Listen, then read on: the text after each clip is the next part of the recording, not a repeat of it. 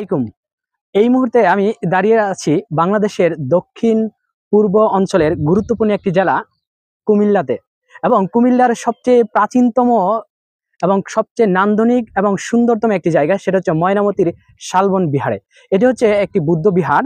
এই শালবন বিহারের গুরুত্বপূর্ণ কিছু জায়গা এবং সুন্দর এবং নান্দনিকতা, যেটা হচ্ছে বিকেলবেলা আসলে এখানের অবলোকন করা যায়। পাশাপাশি আপনারা দেখবেন যে এই যে সৌন্দর্য, যে চারপাশে কখনো রোদ উঠতেছে আবার কখনো বৃষ্টি পড়তেছে, এই মুহূর্তে আমি আসা। সো এখানে এসে খুবই মনোমুগ্ধকর বিষয়। পাশাপাশি এই এরিয়া নিয়ে, কুমিল্লা নিয়ে ছেলে মেয়েদেরকে অনেক বিষয় কিন্তু আমি পড়িয়ে থাকি। সো যে সকল শিক্ষার্থীরা আমার সাধারণ জ্ঞানের ক্লাস দেখে থাকো, তারা দেখবে যে কুমিল্লা বাংলাদেশের হচ্ছে একটি সময় কুমিল্লা অন্যতম একটি জনপদ সমতটের অন্তর্ভুক্ত ছিল, এবং এই কুমিল্লার প্রাচীনতম নাম কিন্তু আমরা শিখে থাকি, সেটা হচ্ছে ত্রিপুরা, এবং এটি ভারতের ত্রিপুরা রাজ্যের অন্তর্ভুক্ত ছিল এই কুমিল্লা জেলাটি। কুমিল্লার অন্যতম সুন্দর যে জায়গাটি, সেটা হচ্ছে এই ময়নামতি শালবন বিহার। এছাড়াও আরো গুরুত্বপূর্ণ কিছু জায়গা রয়েছে। এখানে রয়েছে যে শালবন বিহার, বুজ বিহার, আনন্দ বিহার।